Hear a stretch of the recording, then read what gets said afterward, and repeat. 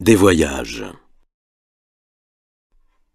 On demande s'il est bon que les jeunes gens voyagent, et l'on dispute beaucoup là-dessus. Si l'on proposait autrement la question, et qu'on demanda s'il est bon que les hommes aient voyagé, peut-être ne disputerait-on pas tant. L'abus des livres tue la science. Croyant savoir ce qu'on a lu, on se croit dispensé de l'apprendre. Trop de lecture ne sert qu'à faire de présomptueux ignorants. De tous les siècles de littérature, il n'y en a point où l'on lut tant que dans celui-ci, et point où l'on fut moins savant. De tous les pays de l'Europe, il n'y en a point où l'on imprime tant d'histoires, de relations de voyage qu'en France, et point où l'on connaisse moins le génie et les mœurs des autres nations. Tant de livres nous font négliger le livre du monde, où, si nous y lisons encore, chacun s'en tient à son feuillet. Quand le mot « peut-on être persan » me serait inconnu, je devinerais à l'entendre dire qu'il vient du pays où les préjugés nationaux sont le plus en règne et du sexe qui les propage le plus. Un Parisien croit connaître les hommes et ne connaît que les Français. Dans sa ville, toujours pleine d'étrangers, il regarde chaque étranger comme un phénomène extraordinaire qui n'a rien d'égal dans le reste de l'univers. Il faut avoir vu de près les bourgeois de cette grande ville, il faut avoir vécu chez eux pour croire qu'avec tant d'esprit, on puisse être aussi stupide. Ce qu'il y a de bizarre est que chacun d'eux a lu 10 fois peut-être la description du pays dont un habitant va si fort l'émerveiller. C'est trop d'avoir à percer à la fois les préjugés des auteurs et les nôtres pour arriver à la vérité. J'ai passé ma vie à lire des relations de voyage et je n'en ai jamais trouvé deux qui m'aient donné la même idée du même peuple. En comparant le peu que je pouvais observer avec ce que j'avais lu, j'ai fini par laisser là les voyageurs et regretter le temps que j'avais donné pour m'instruire à leur lecture, bien convaincu qu'en fait d'observation de toute espèce, il ne faut pas lire, il faut voir. Cela serait vrai dans cette occasion quand tous les voyageurs seraient sincères, qu'ils ne diraient que ce qu'ils ont vu ou ce qu'ils croient, et qu'ils ne déguiseraient la vérité que par les fausses couleurs qu'elle prend à leurs yeux. Que doit-ce être quand il la faut démêler encore à travers leurs mensonges et leur mauvaise foi? Laissons donc la ressource des livres qu'on vous vante à ceux qui sont faits pour s'en contenter. Elle est bonne, ainsi que l'art de Raymond Lull, pour apprendre à babiller de ce qu'on ne sait point. Elle est bonne pour dresser des Platons de 15 ans, à philosopher dans des cercles et à instruire une compagnie des usages de l'Égypte et des Indes sur la foi de Paul Lucas ou de Tavernier. Je tiens pour maxime incontestable que quiconque n'a vu qu'un peuple, au lieu de connaître les hommes, ne connaît que les gens avec lesquels il a vécu. Voici donc encore une autre manière de poser la même question des voyages. Suffit-il qu'un homme bien élevé ne connaisse que ses compatriotes, ou s'il lui importe de connaître les hommes en général? Il ne reste plus ici ni dispute ni doute. Voyez combien la solution d'une question difficile dépend quelquefois de la manière de la poser. Mais pour étudier les hommes, faut-il parcourir la terre entière? Faut-il aller au Japon observer les Européens? Pour connaître l'espèce, faut-il connaître tous les individus? Non. Il y a des hommes qui se ressemblent si fort que ce n'est pas la peine de les étudier séparément. Qui a vu 10 Français les a vus tous. Quoiqu'on n'en puisse pas dire autant des Anglais et de quelques autres peuples, il est pourtant certain que chaque nation a son caractère propre et spécifique, qui se tire par induction, non de l'observation d'un seul de ses membres, mais de plusieurs.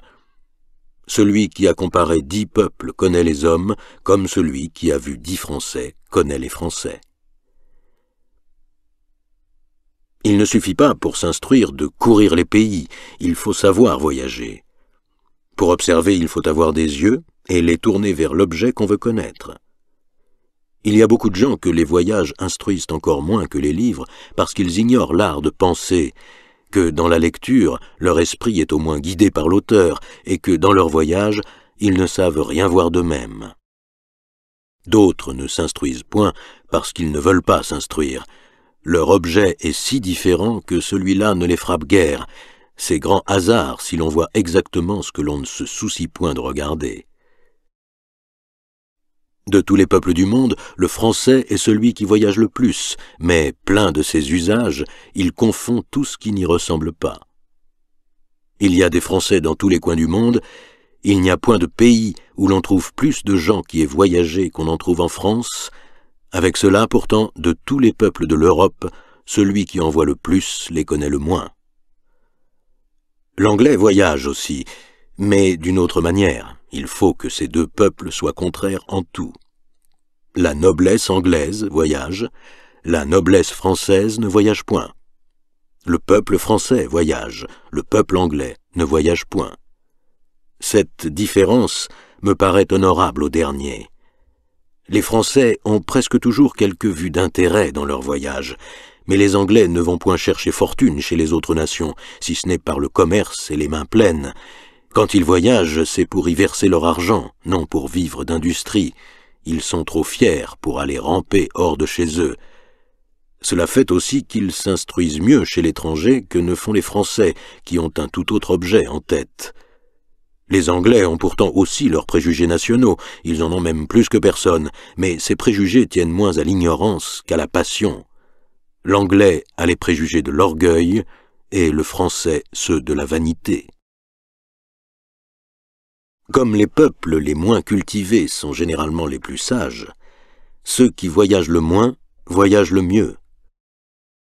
Parce que, étant moins avancés que nous dans nos recherches frivoles et moins occupés des objets de notre vaine curiosité, ils donnent toute leur attention à ce qui est véritablement utile. Je ne connais guère que les Espagnols qui voyagent de cette manière. Tandis qu'un Français court chez les artistes d'un pays, qu'un Anglais en fait dessiner quelque antique et qu'un Allemand porte son album chez tous les savants, l'Espagnol étudie en silence le gouvernement, les mœurs, la police, et il est le seul des quatre qui, de retour chez lui, rapporte de ce qu'il a vu quelques remarques utiles à son pays. Les anciens voyageaient peu, lisaient peu, faisaient peu de livres, et pourtant on voit dans ceux qui nous restent d'eux qu'ils s'observaient mieux les uns les autres que nous n'observons nos contemporains. Sans remonter aux écrits d'Homère, le seul poète qui nous transporte dans les pays qu'il décrit, on ne peut refuser à Hérodote l'honneur d'avoir peint les mœurs dans son histoire, quoiqu'elle soit plus en narration qu'en réflexion, mieux que ne font tous nos historiens en chargeant leurs livres de portraits et de caractères. Tacite a mieux décrit les Germains de son temps qu'aucun écrivain n'a décrit les Allemands d'aujourd'hui. Incontestablement, ceux qui sont versés dans l'histoire ancienne connaissent mieux les Grecs, les Carthaginois, les Romains, les Gaulois, les Perses, qu'aucun peuple de nos jours ne connaît ses voisins. Il faut avouer aussi que les caractères originaux des peuples, s'effaçant de jour en jour, deviennent en même raison plus difficiles à saisir. À mesure que les races se mêlent et que les peuples se confondent, on voit peu à peu disparaître ces différences nationales qui frappaient jadis au premier coup d'œil. Autrefois, chaque nation restait plus renfermée en elle-même. Il y avait moins de communication, moins de voyages, moins d'intérêts communs ou contraires, moins de liaisons politiques et civiles de peuple à peuple, point tant de ces tracasseries royales appelées négociations, point d'ambassadeurs ordinaires ou résidant continuellement. Les grandes navigations étaient rares, il y avait peu de commerce éloigné, et le peu qu'il y en avait était fait ou par le prince même, qui s'y servait d'étrangers, ou par des gens méprisés, qui ne donnaient le ton à personne et ne rapprochaient point les nations. Il y a 100 fois plus de liaisons maintenant entre l'Europe et l'Asie qu'il n'y en avait jadis entre la Gaule et l'Espagne. L'Europe seule était plus éparse que la terre entière ne l'est aujourd'hui. Ajoutez à cela que les anciens peuples, se regardant la plupart comme autochtones ou originaires de leur propre pays, l'occupaient depuis assez longtemps pour avoir perdu la mémoire des siècles reculés où leurs ancêtres s'y étaient établis, et pour avoir laissé le temps au climat de faire sur eux des impressions durables. Au lieu que, parmi nous, après les invasions des Romains, les récentes émigrations des barbares ont tout mêlé, tout confondu. Les Français d'aujourd'hui ne sont plus ces grands corps blonds et blancs d'autrefois. Les Grecs ne sont plus ces beaux hommes faits pour servir de modèle à l'art. La figure des Romains eux-mêmes a changé de caractère, ainsi que leur naturel. Les Persans, originaires de Tartarie, perdent chaque jour de leur laideur primitive par le mélange du sang circassien. Les Européens ne sont plus Gaulois, Germains, Ibériens, Allobroges. Ils ne sont tous que des Scythes diversement dégénérés quant à la figure et encore plus quant aux mœurs. Voilà pourquoi les antiques distinctions des races, les qualités de l'air et du terroir marquaient plus fortement de peuple à peuple les tempéraments, les figures, les mœurs, les caractères, que tout cela ne peut se marquer de nos jours, où l'inconstance européenne ne laisse à nulle cause naturelle le temps de faire ses impressions, et où les forêts abattues, les marais desséchés, la terre plus uniformément, quoique plus mal cultivée, ne laisse plus, même au physique, la même différence de terre à terre et de pays à pays. Peut-être, avec de semblables réflexions, se presserait-on moins de tourner en ridicule Hérodote, Ctésias, Pline, pour avoir représenté les habitants de divers pays avec des traits originaux et des différences marquées que nous ne leur voyons plus. Il faudrait retrouver les mêmes hommes pour reconnaître en eux les mêmes figures. Il faudrait que rien ne les eût changés pour qu'ils fussent restés les mêmes. Si nous pouvions considérer à la fois tous les hommes qui ont été, peut-on douter que nous ne les trouvassions plus variés de siècle à siècle qu'on ne les trouve aujourd'hui de nation à nation? En même temps que les observations deviennent plus difficiles, elles se font plus négligemment et plus mal. C'est une autre raison du peu de succès de nos recherches dans l'histoire naturelle du genre humain.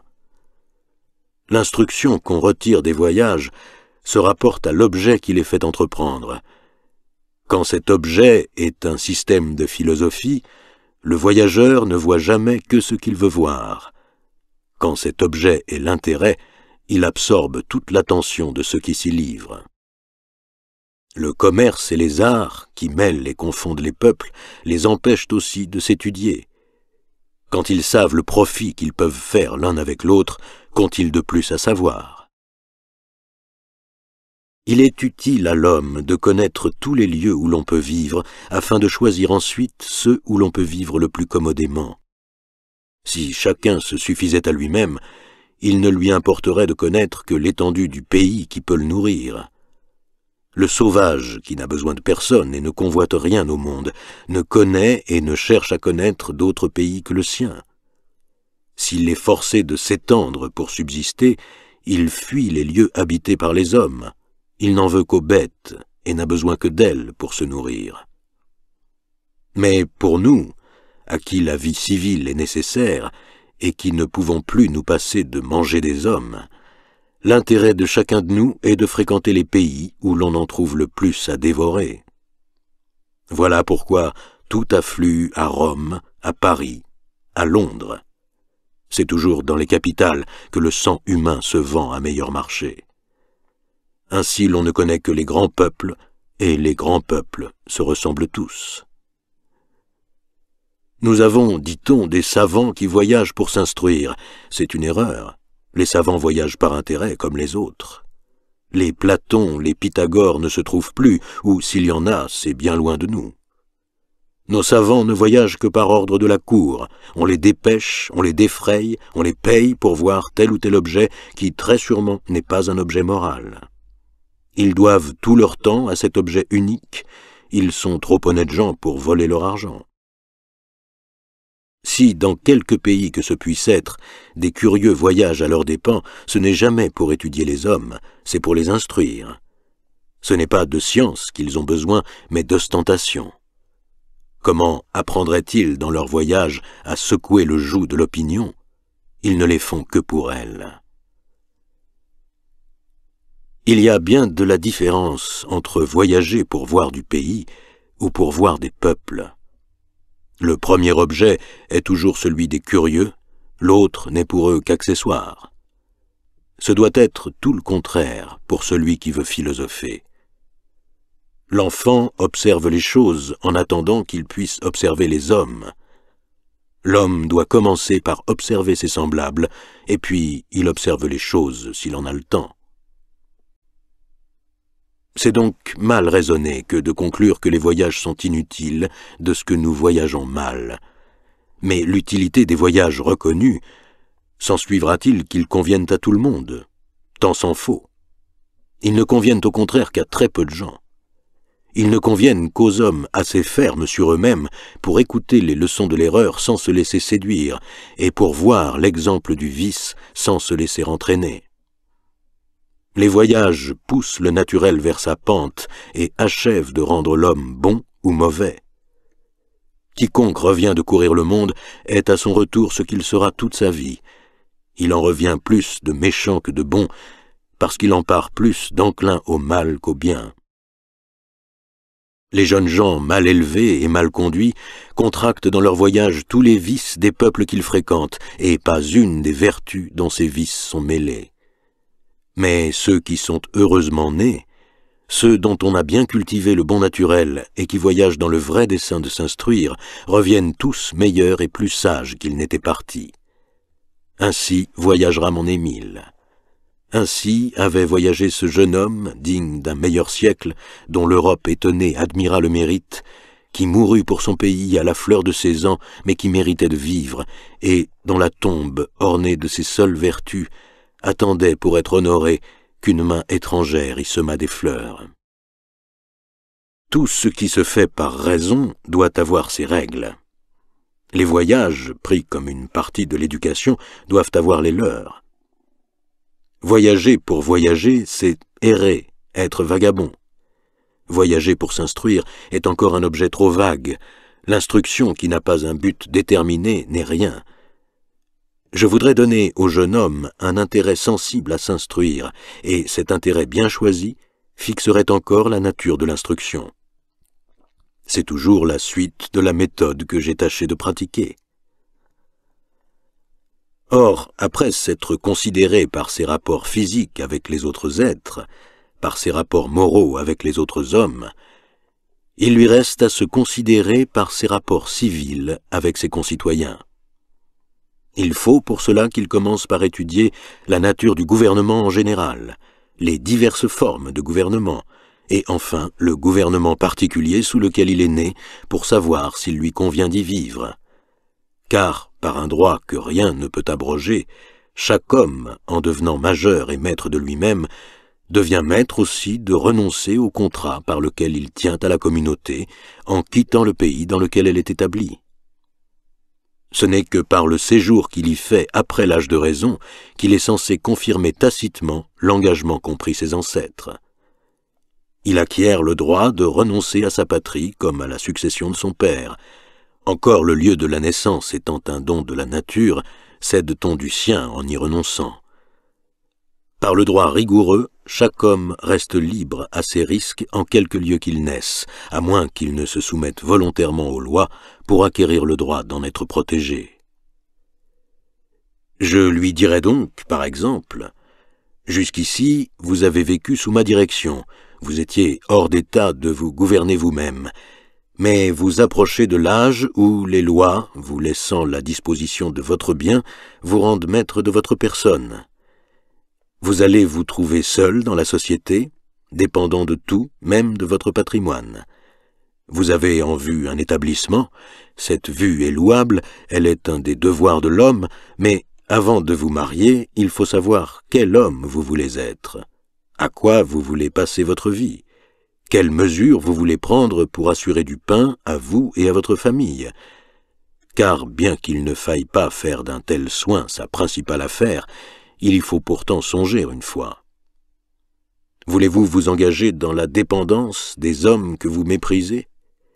Voulez-vous établir votre fortune et fixer votre état par des relations civiles qui vous mettront sans cesse à la discrétion d'autrui et vous forceront, pour échapper aux fripons, de devenir fripon vous-même?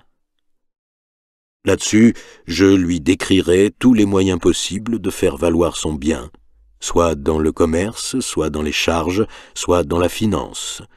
Et je lui montrerai qu'il n'y en a pas un qui ne lui laisse des risques à courir, qui ne le mette dans un état précaire et dépendant, et ne le force de régler ses mœurs, ses sentiments, sa conduite, sur l'exemple et les préjugés d'autrui. Il y a, lui dirais-je, un autre moyen d'employer son temps et sa personne. C'est de se mettre au service, c'est-à-dire de se louer à très bon compte pour aller tuer des gens qui ne nous ont point fait de mal. Ce métier est en grande estime parmi les hommes, et ils font un cas extraordinaire de ceux qui ne sont bons qu'à cela. Au surplus, loin de vous dispenser des autres ressources, il ne vous les rend que plus nécessaires, car il entre aussi dans l'honneur de cet État de ruiner ceux qui s'y dévouent. Il est vrai qu'ils ne s'y ruinent pas tous. La mode vient même, insensiblement, de s'y enrichir, comme dans les autres. Mais je doute qu'en vous expliquant comment s'y prennent pour cela ceux qui réussissent, je vous rende curieux de les imiter. Vous saurez encore que, dans ce métier même, il ne s'agit plus de courage ni de valeur, si ce n'est peut-être auprès des femmes.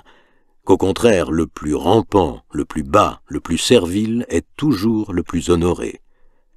Que si vous vous avisez de vouloir faire tout de bon votre métier, vous serez méprisé, haï, chassé peut-être, tout au moins accablé de passe-droit et supplanté par tous vos camarades pour avoir fait votre service à la tranchée, tandis qu'ils faisaient le leur à la toilette. On se doute bien que tous ces emplois ne seront pas forts du goût d'Émile. Et quoi, me dira-t-il, ai-je oublié les jeux de mon enfance? Ai-je perdu mes bras? Ma force est-elle épuisée? Ne sais-je plus travailler? Que m'importent tous vos beaux emplois et toutes les sottes opinions des hommes? Je ne connais point d'autre gloire que d'être bienfaisant et juste. Je ne connais point d'autre bonheur que de vivre indépendant avec ce qu'on aime, en gagnant tous les jours de l'appétit et de la santé par son travail. Tous ces embarras dont vous me parlez ne me touchent guère. Je ne veux, pour tout bien, qu'une petite métairie dans quelque coin du monde. Je mettrai toute mon avarice à la faire valoir, et je vivrai sans inquiétude. Sophie est mon champ, et je serai riche. Oui, mon ami, c'est assez pour le bonheur du sage, d'une femme et d'un champ qui soit à lui. Mais ces trésors, bien que modestes, ne sont pas si communs que vous pensez. Le plus rare est trouvé par vous. Parlons de l'autre. Un champ qui soit à vous, cher Émile, et dans quel lieu le choisirez-vous? En quel coin de la terre pourrez-vous dire « Je suis ici mon maître et celui du terrain qui m'appartient » ? On sait en quel lieu il est aisé de se faire riche, mais qui sait où l'on peut se passer de l'être? Qui sait où l'on peut vivre indépendant et libre sans avoir besoin de faire du mal à personne et sans crainte d'en recevoir? Croyez-vous que le pays où il est toujours permis d'être honnête homme soit si facile à trouver? S'il est quelque moyen légitime et sûr de subsister sans intrigue, sans affaires, sans dépendance, c'est, j'en conviens, de vivre du travail de ses mains, en cultivant sa propre terre. Mais où est l'état où l'on peut se dire « la terre que je foule est à moi ». Avant de choisir cette heureuse terre, assurez-vous bien d'y trouver la paix que vous cherchez. Gardez qu'un gouvernement violent, qu'une religion persécutante, que des mœurs perverses ne vous y viennent troubler. Mettez-vous à l'abri des impôts sans mesure qui dévoreraient le fruit de vos peines, des procès sans fin qui consumeraient votre fonds. Faites en sorte qu'en vivant justement, vous n'ayez point à faire votre cour à des intendants, à leurs substituts, à des juges, à des prêtres, à de puissants voisins, à des fripons de toute espèce, toujours prêts à vous tourmenter si vous les négligez. Mettez-vous surtout à l'abri des vexations des grands et des riches. Songez que partout leurs terres peuvent confiner à la vigne de Naboth. Si votre malheur veut qu'un homme en place achète ou bâtisse une maison près de votre chaumière, répondez-vous qu'il ne trouvera pas le moyen, sous quelque prétexte, d'envahir votre héritage pour s'arrondir, ou que vous ne verrez pas, dès demain peut-être, absorber toutes vos ressources dans un large grand chemin. Que si vous vous conservez du crédit pour parer à tous ces inconvénients, autant vaut conserver aussi vos richesses, car elles ne vous coûteront pas plus à garder. La richesse et le crédit s'étayent mutuellement, l'un se soutient toujours mal sans l'autre. J'ai plus d'expérience que vous, cher Émile, je vois mieux la difficulté de votre projet. Il est beau pourtant, il est honnête, il vous rendrait heureux en effet. Efforçons-nous de l'exécuter. J'ai une proposition à vous faire. Consacrons les 2 ans que nous avons pris jusqu'à votre retour à choisir un asile en Europe où vous puissiez vivre heureux avec votre famille, à l'abri de tous les dangers dont je viens de vous parler. Si nous réussissons, vous aurez trouvé le vrai bonheur vainement cherché par tant d'autres, et vous n'aurez pas regret à votre temps. Si nous ne réussissons pas, vous serez guéri d'une chimère, vous vous consolerez d'un malheur inévitable, et vous vous soumettrez à la loi de la nécessité. Je ne sais si tous mes lecteurs apercevront jusqu'où va nous mener cette recherche ainsi proposée, mais je sais bien que si, au retour de ces voyages, commencés et continués dans cette vue, Émile n'en revient pas versé dans toutes les manières de gouvernement, de mœurs publiques et de maximes d'État de toute espèce, il faut que lui ou moi soyons bien dépourvus, l'un d'intelligence et l'autre de jugement. Le droit politique est encore à naître, et il est à présumer qu'il ne naîtra jamais.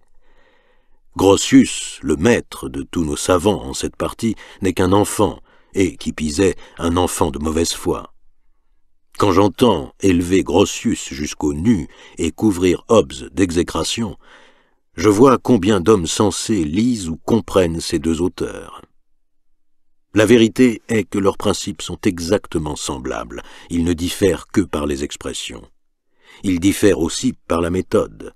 Hobbes s'appuie sur des sophismes et Grotius sur des poètes. Tout le reste leur est commun. Le seul moderne en état de créer cette grande et inutile science eût été l'illustre Montesquieu, mais il n'eut garde de traiter des principes du droit politique. Il se contenta de traiter du droit positif des gouvernements établis, et rien au monde n'est plus différent que ces 2 études. Celui, pourtant, qui veut juger sainement des gouvernements tels qu'ils existent, est obligé de les réunir toutes 2. Il faut savoir ce qui doit être pour bien juger de ce qui est. La plus grande difficulté pour éclaircir ces importantes matières est d'intéresser un particulier à les discuter, de répondre à ces 2 questions « que m'importe » et « qu'y puis-je faire ?» Nous avons mis notre Émile en état de répondre à toutes 2. La deuxième difficulté vient des préjugés de l'enfance, des maximes dans lesquelles on a été nourri, surtout de la partialité des auteurs qui, parlant toujours de la vérité dont ils ne se soucient guère, ne songent qu'à leur intérêt dont ils ne parlent point. Or, le peuple ne donne ni chaire, ni pension, ni place d'académie, qu'on juge comment ces droits doivent être établis par ces gens-là. J'ai fait en sorte que cette difficulté fût encore nulle pour Émile. À peine sait-il ce que c'est que gouvernement, la seule chose qui lui importe est de trouver le meilleur.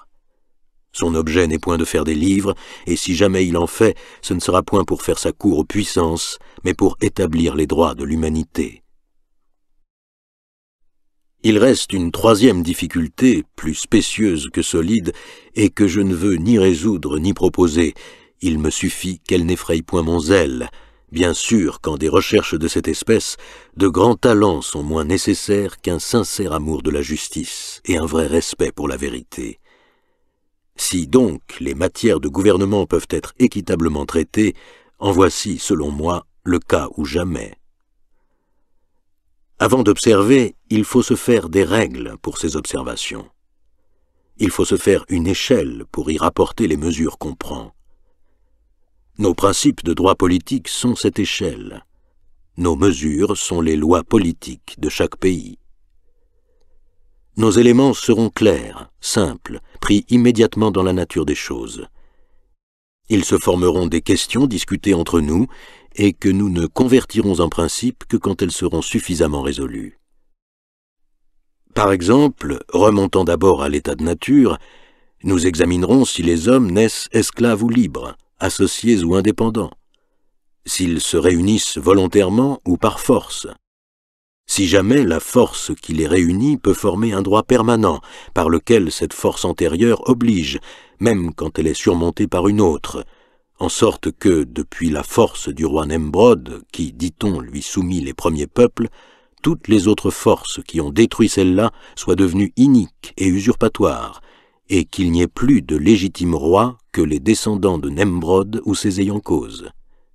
Ou bien, si cette première force venant à cesser, la force qui lui succède oblige à son tour et détruit l'obligation de l'autre, en sorte qu'on ne soit obligé d'obéir qu'autant qu'on y est forcé, et qu'on en soit dispensé sitôt qu'on peut faire résistance. Droit qui, se semble, n'ajouterait pas grand-chose à la force et ne serait guère qu'un jeu de mots. Nous examinerons si l'on ne peut pas dire que toute maladie vient de Dieu, et s'il s'ensuit pour cela que ce soit un crime d'appeler le médecin. Nous examinerons encore si l'on est obligé en conscience de donner sa bourse à un bandit qui nous la demande sur le grand chemin, quand même on pourrait la lui cacher, car enfin le pistolet qu'il tient est aussi une puissance. Si ce mot de puissance, en cette occasion, veut dire autre chose qu'une puissance légitime, et par conséquent soumise aux lois dont elle tient son être.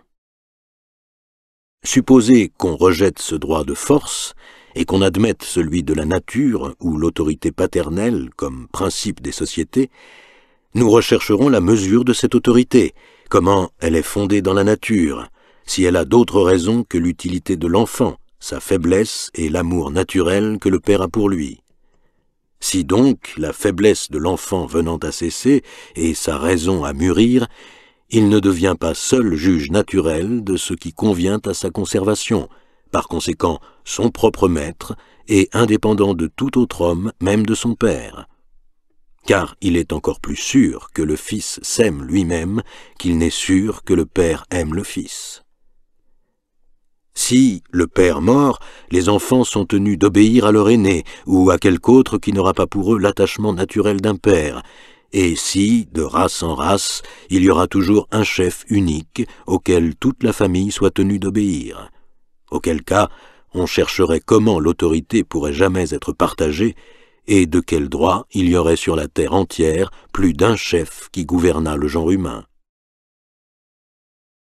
Supposez que les peuples se fussent formés par choix, nous distinguerons alors le droit du fait, et nous demanderons si, s'étant ainsi soumis à leurs frères, oncles ou parents, non qu'ils y fussent obligés, mais parce qu'ils l'ont bien voulu, cette sorte de société ne rentre pas toujours dans l'association libre et volontaire. Passant ensuite au droit d'esclavage, nous examinerons si un homme peut légitimement s'aliéner à un autre, sans restriction, sans réserve, sans aucune espèce de condition, c'est-à-dire s'il peut renoncer à sa personne, à sa vie, à sa raison, à son moi, à toute moralité dans ses actions, et cesser en un mot d'exister avant sa mort, malgré la nature qui le charge immédiatement de sa propre conservation, et malgré sa conscience et sa raison qui lui prescrivent ce qu'il doit faire et ce dont il doit s'abstenir.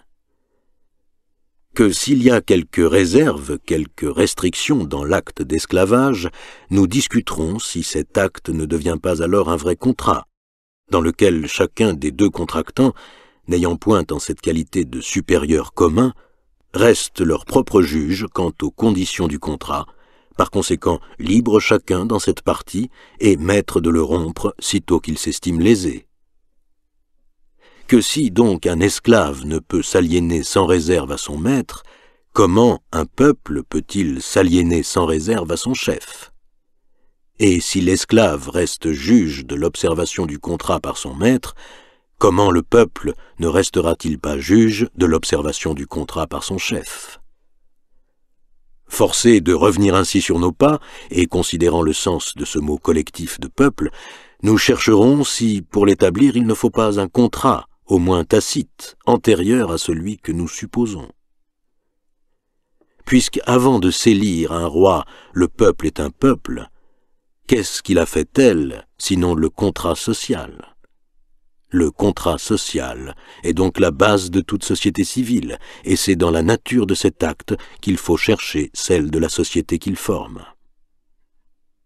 Nous rechercherons quelle est la teneur de ce contrat, et si l'on ne peut pas à peu près l'énoncer par cette formule, chacun de nous met en commun ses biens, sa personne, sa vie et toute sa puissance, sous la suprême direction de la volonté générale, et nous recevons encore chaque membre comme partie indivisible du tout.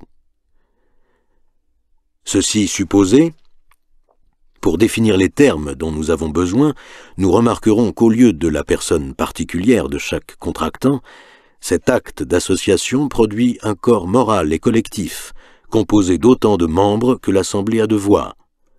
Cette personne publique prend en général le nom de corps politique, lequel est appelé par ses membres État quand il est passif, souverain quand il est actif, puissance en le comparant à ses semblables.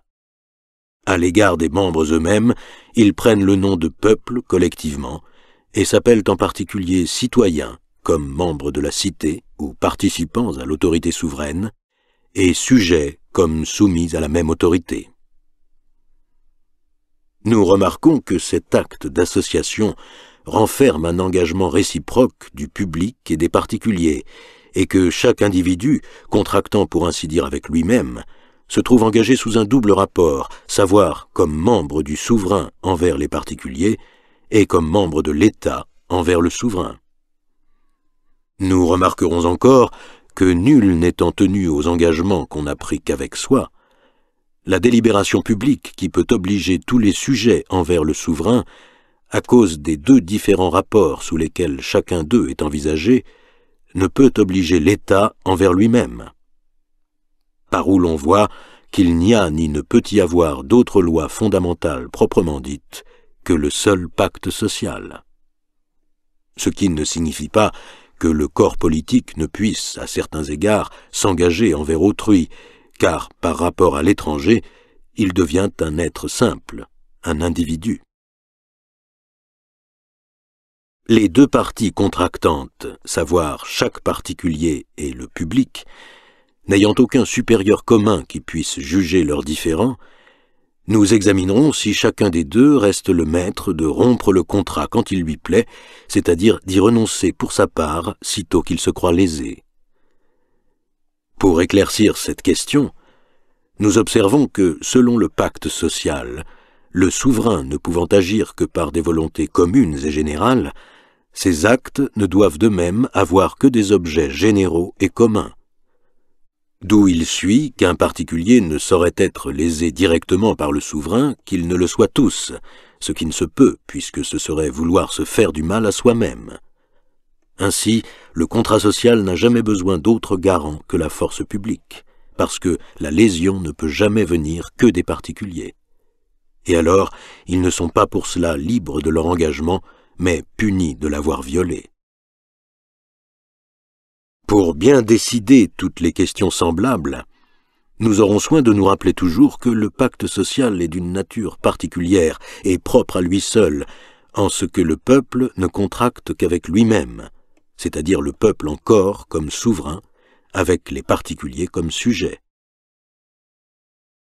Condition qui fait tout l'artifice et le jeu de la machine politique et qui seule rend légitime, raisonnable et sans danger des engagements qui sans cela seraient absurdes, tyranniques et sujets aux plus énormes abus.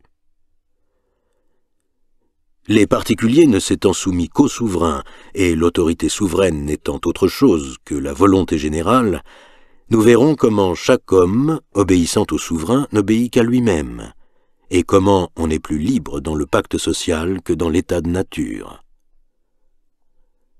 Après avoir fait la comparaison de la liberté naturelle avec la liberté civile quant aux personnes, nous ferons quant aux biens celle du droit de propriété avec le droit de souveraineté, du domaine particulier avec le domaine éminent. Si c'est sur le droit de propriété qu'est fondée l'autorité souveraine, ce droit est celui qu'elle doit le plus respecter. Il est inviolable et sacré pour elle tant qu'il demeure un droit particulier et individuel. Sitôt qu'il est considéré comme commun à tous les citoyens, il est soumis à la volonté générale, et cette volonté peut l'anéantir. Ainsi, le souverain n'a nul droit de toucher aux biens d'un particulier, ni de plusieurs, mais il peut légitimement s'emparer du bien de tous, comme cela se fit à Sparte, au temps de Lycurgue, au lieu que l'abolition des dettes par Solon fut un acte illégitime.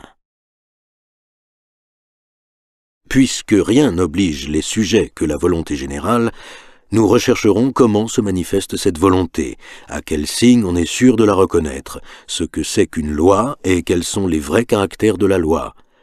Ce sujet est tout neuf. La définition de la loi est encore à faire.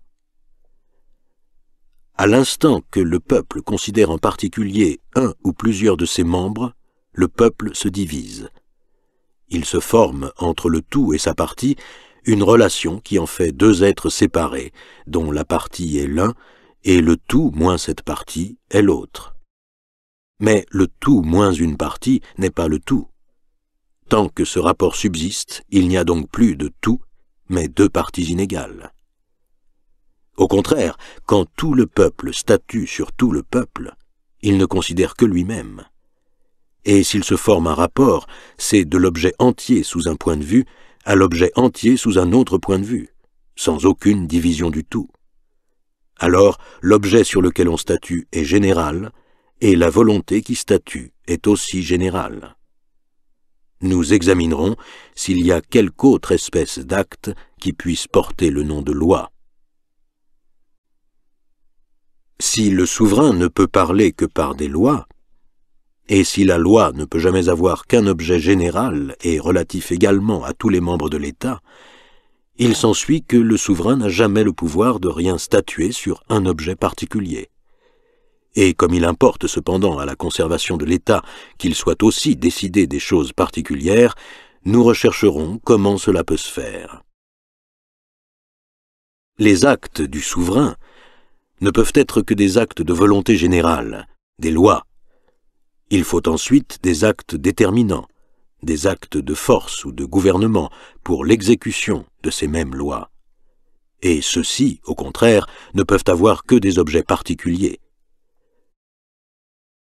Ainsi, l'acte par lequel le souverain statue qu'on élira un chef est une loi, et l'acte par lequel on élit ce chef en exécution de la loi n'est qu'un acte de gouvernement. Voici donc un troisième rapport sous lequel le peuple assemblé peut être considéré, savoir comme magistrat ou exécuteur de la loi qu'il a portée comme souverain. Nous examinerons s'il est possible que le peuple se dépouille de son droit de souveraineté pour en revêtir un homme ou plusieurs, car l'acte d'élection n'étant pas une loi, et dans cet acte le peuple n'étant pas souverain lui-même, on ne voit point comment alors il peut transférer un droit qu'il n'a pas. L'essence de la souveraineté consistant dans la volonté générale, on ne voit point non plus comment on peut s'assurer qu'une volonté particulière sera toujours d'accord avec cette volonté générale. On doit bien plutôt présumer qu'elle y sera souvent contraire, car l'intérêt privé tend toujours aux préférences et l'intérêt public à l'égalité. Et quand cet accord serait possible, il suffirait qu'il ne fût pas nécessaire et indestructible pour que le droit souverain n'en pût résulter. Nous rechercherons si, sans violer le pacte social, les chefs du peuple, sous quelque nom qu'ils soient élus, peuvent jamais être autre chose que les officiers du peuple, auxquels il ordonne de faire exécuter les lois. Si ces chefs ne lui doivent pas compte de leur administration, et ne sont pas soumis eux-mêmes aux lois qu'ils sont chargés de faire observer. Si le peuple ne peut aliéner son droit suprême, peut-il le confier pour un temps? S'il ne peut se donner un maître, peut-il se donner des représentants? Cette question est importante et mérite discussion. Si le peuple ne peut avoir ni souverain ni représentant, nous examinerons comment il peut porter ses lois lui-même, s'il doit avoir beaucoup de lois, s'il doit les changer souvent, s'il est aisé qu'un grand peuple soit son propre législateur, si le peuple romain n'était pas un grand peuple, s'il est bon qu'il y ait de grands peuples. Il suit des considérations précédentes qu'il y a dans l'État un corps intermédiaire entre les sujets et le souverain, et ce corps intermédiaire, formé d'un ou de plusieurs membres, est chargé de l'administration publique, de l'exécution des lois et du maintien de la liberté civile et politique. Les membres de ce corps s'appellent magistrats ou rois, c'est-à-dire gouverneurs.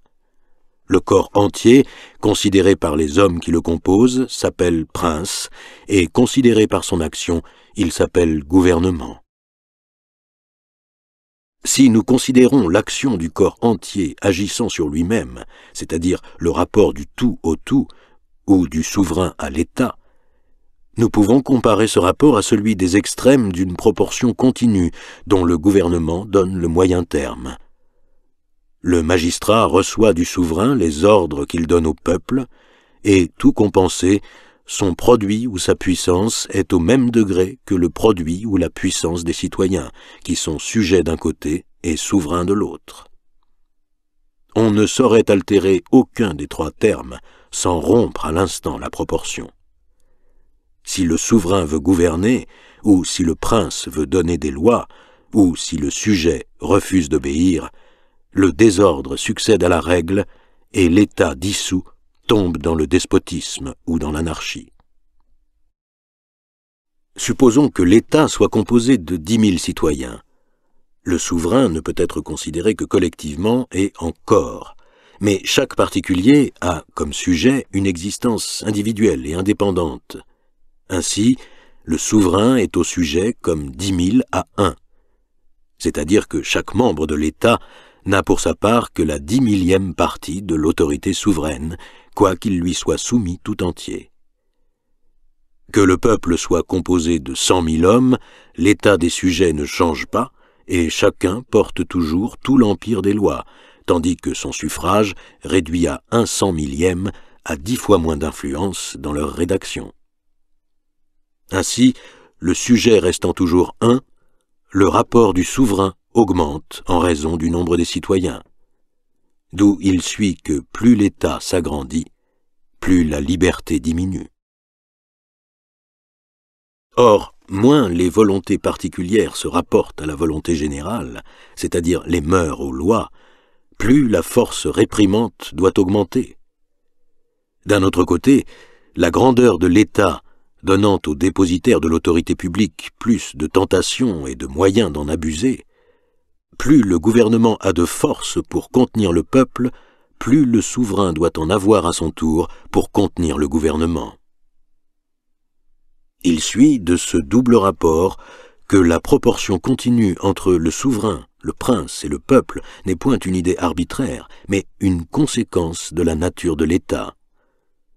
Il suit encore que l'un des extrêmes, savoir le peuple, étant fixe, toutes les fois que la raison doublée augmente ou diminue, la raison simple augmente ou diminue à son tour, ce qui ne peut se faire sans que le moyen terme change autant de fois. D'où nous pouvons tirer cette conséquence qu'il n'y a pas une constitution de gouvernement unique et absolue, mais qu'il doit y avoir autant de gouvernements différents en nature qu'il y a d'États différents en grandeur. Si plus le peuple est nombreux, moins les mœurs se rapportent aux lois, nous examinerons si, par une analogie assez évidente, on ne peut pas dire aussi que plus les magistrats sont nombreux, plus le gouvernement est faible. Pour éclaircir cette maxime, nous distinguerons dans la personne de chaque magistrat 3 volontés essentiellement différentes. Premièrement, la volonté propre de l'individu, qui ne tend qu'à son avantage particulier. Secondement, la volonté commune des magistrats, qui se rapporte uniquement au profit du prince, volonté qu'on peut appeler volonté de corps, laquelle est générale par rapport au gouvernement et particulière par rapport à l'État dont le gouvernement fait partie. En troisième lieu, la volonté du peuple ou la volonté souveraine, laquelle est générale tant par rapport à l'État considéré comme le tout que par rapport au gouvernement considéré comme partie du tout. Dans une législation parfaite, la volonté particulière et individuelle doit être presque nulle, la volonté de corps propre au gouvernement très subordonnée, et par conséquent, la volonté générale et souveraine est la règle de toutes les autres. Au contraire, selon l'ordre naturel, ces différentes volontés deviennent plus actives à mesure qu'elles se concentrent. La volonté générale est toujours la plus faible, la volonté de corps a le second rang, et la volonté particulière est préférée à tout. en sorte que chacun est premièrement soi-même, et puis magistrat, et puis citoyen. Gradation directement opposée à celle qu'exige l'ordre social. Cela posé, nous supposerons le gouvernement entre les mains d'un seul homme. Voilà la volonté particulière et la volonté de corps parfaitement réunies, et par conséquent celle-ci au plus haut degré d'intensité qu'elle puisse avoir. Or, comme c'est de ce degré que dépend l'usage de la force, et que la force absolue du gouvernement étant toujours celle du peuple ne varie point, il s'ensuit que le plus actif des gouvernements est celui d'un seul. Au contraire, unissons le gouvernement à l'autorité suprême, faisons le prince du souverain et des citoyens autant de magistrats. Alors, la volonté de corps, parfaitement confondue avec la volonté générale, n'aura pas plus d'activité qu'elle, et laissera la volonté particulière dans toute sa force. Ainsi, le gouvernement, toujours avec la même force absolue, sera dans son minimum d'activité. Ces règles sont incontestables, et d'autres considérations servent à les confirmer. On voit par exemple que les magistrats sont plus actifs dans leur corps que le citoyen n'est dans le sien, et que par conséquent la volonté particulière y a beaucoup plus d'influence, car chaque magistrat est presque toujours chargé de quelque fonction particulière du gouvernement, au lieu que chaque citoyen pris à part n'a aucune fonction de la souveraineté. D'ailleurs, plus l'État s'étend, plus sa force réelle augmente, quoiqu'elle n'augmente pas en raison de son étendue. Mais l'État restant le même, les magistrats ont beau se multiplier, le gouvernement n'en acquiert pas une plus grande force réelle, parce qu'il est dépositaire de celle de l'État, que nous supposons toujours égale. Ainsi, par cette pluralité, l'activité du gouvernement diminue sans que sa force puisse augmenter. Après avoir trouvé que le gouvernement se relâche à mesure que les magistrats se multiplient, et que plus le peuple est nombreux, plus la force réprimante du gouvernement doit augmenter, nous conclurons que le rapport des magistrats au gouvernement doit être inverse de celui des sujets au souverain. C'est-à-dire que plus l'État s'agrandit, plus le gouvernement doit se resserrer, tellement que le nombre des chefs diminue en raison de l'augmentation du peuple. Pour fixer ensuite cette diversité de formes sous des dénominations plus précises, nous remarquerons en premier lieu que le souverain peut commettre le dépôt du gouvernement à tout le peuple ou à la plus grande partie du peuple, en sorte qu'il y ait plus de citoyens magistrats que de citoyens simples particuliers. On donne le nom de démocratie à cette forme de gouvernement. Ou bien, il peut resserrer le gouvernement entre les mains d'un moindre nombre, en sorte qu'il y ait plus de simples citoyens que de magistrats, et cette forme porte le nom d'aristocratie. Enfin, il peut concentrer tout le gouvernement entre les mains d'un magistrat unique. Cette troisième forme est la plus commune et s'appelle monarchie ou gouvernement royal. Nous remarquerons que toutes ces formes, ou du moins les deux premières, sont susceptibles de plus et de moins, et ont même une assez grande latitude, car la démocratie peut embrasser tout le peuple ou se resserrer jusqu'à la moitié. L'aristocratie, à son tour, peut de la moitié du peuple se resserrer indéterminément jusqu'au plus petit nombre. La royauté même admet quelquefois un partage, soit entre le père et le fils, soit entre deux frères, soit autrement. Il y avait toujours 2 rois à Sparte, et l'on a vu dans l'Empire romain jusqu'à 8 empereurs à la fois, sans qu'on pût dire que l'Empire fût divisé. Il y a un point où chaque forme de gouvernement se confond avec la suivante, et sous 3 dénominations spécifiques, le gouvernement est réellement capable d'autant de formes que l'État a de citoyens. Il y a plus. Chacun de ces gouvernements, pouvant à certains égards se subdiviser en diverses parties, l'une administrée d'une manière et l'autre d'une autre, il peut résulter de ces 3 formes combinées une multitude de formes mixtes, dont chacune est multipliable par toutes les formes simples. On a de tout temps beaucoup disputé la meilleure forme de gouvernement, sans considérer que chacune est la meilleure en certains cas et la pire en d'autres. Pour nous, si dans les différents États, le nombre des magistrats doit être inverse de celui des citoyens, nous conclurons qu'en général, le gouvernement démocratique convient aux petits États, l'aristocratique aux médiocres et le monarchique aux grands. C'est par le fil de ces recherches que nous parviendrons à savoir quels sont les devoirs et les droits des citoyens, et si l'on peut séparer les uns des autres. Ce que c'est que la patrie, en quoi précisément elle consiste, et à quoi chacun peut connaître s'il a une patrie ou s'il n'en a point.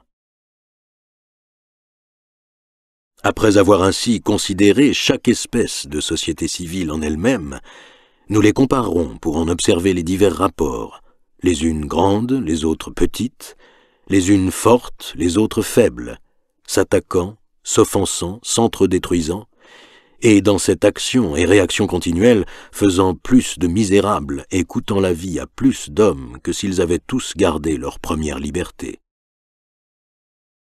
Nous examinerons si l'on n'en a pas fait trop ou trop peu dans l'institution sociale, si les individus soumis aux lois et aux hommes, tandis que les sociétés gardent entre elles l'indépendance de la nature, ne restent pas exposés aux maux des deux États sans en avoir les avantages.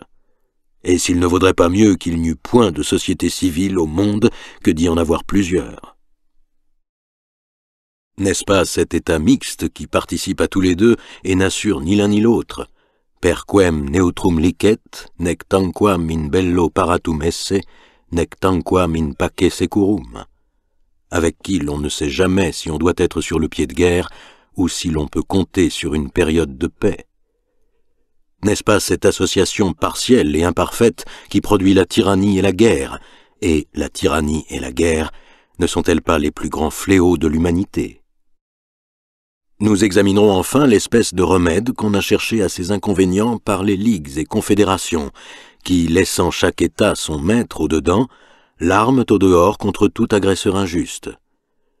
Nous rechercherons comment on peut établir une bonne association fédérative, ce qui peut la rendre durable, et jusqu'à quel point on peut étendre le droit de la confédération sans nuire à celui de la souveraineté.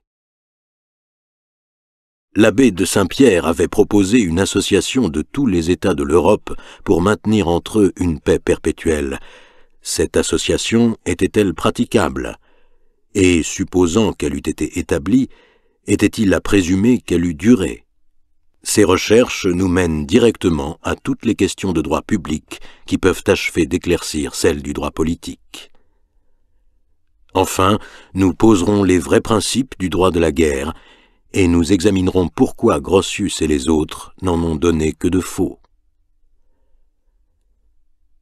Je ne serais pas étonné qu'au milieu de tous nos raisonnements, mon jeune homme, qui a du bon sens, me dit en m'interrompant: « On dirait que nous bâtissons notre édifice avec du bois et non pas avec des hommes, tant nous alignons exactement chaque pièce à la règle. » Il est vrai, mon ami, mais songez que le droit ne se plie point aux passions des hommes, et qu'il s'agissait entre nous d'établir les vrais principes du droit politique.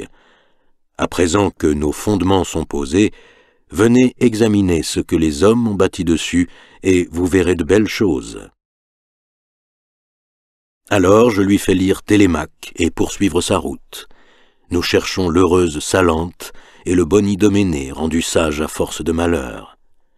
Chemin faisant, nous trouvons beaucoup de Protésilas et point de Philoclès. Adraste, roi des Dauniens, n'est pas non plus introuvable, mais laissons les lecteurs imaginer nos voyages ou les faire à notre place, un Télémaque à la main, et ne leur suggérons point des applications affligeantes que l'auteur même écarte ou fait malgré lui. Au reste, Émile n'étant pas roi, ni moi Dieu, nous ne nous tourmentons point de ne pouvoir imiter Télémaque et Mentor dans le bien qu'il faisait aux hommes. Personne ne sait mieux que nous se tenir à sa place et ne désire moins d'en sortir. Nous savons que la même tâche est donnée à tous, que quiconque aime le bien de tout son cœur et le fait de tout son pouvoir la remplit. Nous savons que Télémaque et Mentor sont des chimères. Émile ne voyage pas en homme oisif et fait plus de bien que s'il était prince. Si nous étions rois, nous ne serions plus bienfaisants. Si nous étions rois et bienfaisants, nous ferions sans le savoir 1000 maux réels pour un bien apparent que nous croirions faire. Si nous étions rois et sages, le premier bien que nous voudrions faire à nous-mêmes et aux autres serait d'abdiquer la royauté et de redevenir ce que nous sommes. J'ai dit ce qui rend les voyages infructueux à tout le monde. Ce qui les rend encore plus infructueux à la jeunesse, c'est la manière dont on les lui fait faire. Les gouverneurs, plus curieux de leur amusement que de son instruction, la mènent de ville en ville, de palais en palais, de cercle en cercle. Ou, s'ils sont savants et gens de lettres, ils lui font passer son temps à courir des bibliothèques, à visiter des antiquaires, à fouiller de vieux monuments, à transcrire de vieilles inscriptions. Dans chaque pays, il s'occupe d'un autre siècle. C'est comme s'il s'occupait d'un autre pays. En sorte qu'après avoir à grands frais parcouru l'Europe, livrés aux frivolités ou à l'ennui, ils reviennent sans avoir rien vu de ce qui peut les intéresser, ni rien appris de ce qui peut leur être utile. Toutes les capitales se ressemblent, tous les peuples s'y mêlent, toutes les mœurs s'y confondent. Ce n'est pas là qu'il faut aller étudier les nations. Paris et Londres ne sont à mes yeux que la même ville. Leurs habitants ont quelques préjugés différents, mais ils n'en ont pas moins les uns que les autres, et toutes leurs maximes pratiques sont les mêmes. On sait quelles espèces d'hommes doivent se rassembler dans les cours. On sait quelles mœurs l'entassement du peuple et l'inégalité des fortunes doit partout produire. Sitôt qu'on me parle d'une ville composée de 200 000 âmes, je sais d'avance comment on y vit. Ce que je saurais de plus sur les lieux ne vaut pas la peine d'aller l'apprendre. C'est dans les provinces reculées, où il y a moins de mouvements, de commerce, où les étrangers voyagent moins, dont les habitants se déplacent moins, changent moins de fortune et d'état, qu'il faut aller étudier le génie et les mœurs d'une nation. Voyez en passant la capitale, mais allez observer au loin le pays. Les Français ne sont pas à Paris, ils sont en Touraine. Les Anglais sont plus Anglais en Mercie qu'à Londres, et les Espagnols plus Espagnols en Galice qu'à Madrid. C'est à ces grandes distances qu'un peuple se caractérise et se montre tel qu'il est sans mélange. C'est là que les bons et les mauvais effets du gouvernement se font mieux sentir, comme au bout d'un plus grand rayon, la mesure des arcs est plus exacte. Les rapports nécessaires des mœurs au gouvernement ont été si bien exposés dans le livre de l'Esprit des lois qu'on ne peut mieux faire que de recourir à cet ouvrage pour étudier ces rapports. Mais, en général, il y a 2 règles faciles et simples pour juger de la bonté relative des gouvernements. L'une est la population. Dans tout pays qui se dépeuple, l'État tend à sa ruine.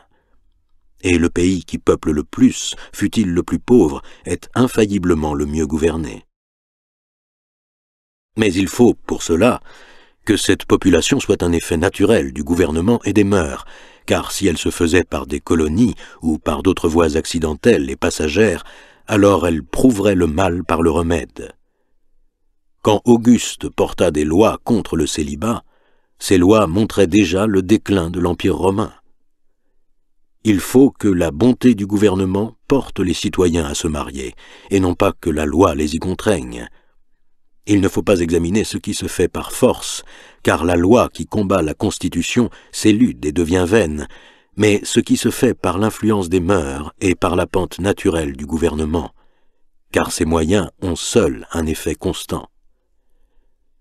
C'était la politique du bon abbé de Saint-Pierre de chercher toujours un petit remède à chaque mal particulier, au lieu de remonter à leur source commune et de voir qu'on ne les pouvait guérir que tous à la fois. Il ne s'agit pas de traiter séparément chaque ulcère qui vient sur le corps d'un malade, mais d'épurer la masse du sang qui les produit tous. On dit qu'il y a des prix en Angleterre pour l'agriculture. Je n'en veux pas davantage, cela me prouve qu'elle n'y brillera pas longtemps. La seconde marque de la bonté relative du gouvernement et des lois se tire aussi de la population, mais d'une autre manière, c'est-à-dire de sa distribution et non pas de sa quantité. 2 États égaux en grandeur et en nombre d'hommes peuvent être fort inégaux en force. et le plus puissant des deux est toujours celui dont les habitants sont le plus également répandus sur le territoire. Celui qui n'a pas de si grande ville et qui par conséquent brille le moins battra toujours l'autre. Ce sont les grandes villes qui épuisent un État et font sa faiblesse. La richesse qu'elles produisent est une richesse apparente et illusoire, c'est beaucoup d'argent et peu d'effet. On dit que la ville de Paris vaut une province au roi de France, mais je crois qu'elle lui en coûte plusieurs. Que c'est à plus d'un égard que Paris est nourri par les provinces, et que la plupart de leurs revenus se versent dans cette ville et y restent sans jamais retourner au peuple ni au roi. Il est inconcevable que, dans ce siècle de calculateurs, il n'y en ait pas un qui sache voir que la France serait beaucoup plus puissante si Paris était anéanti.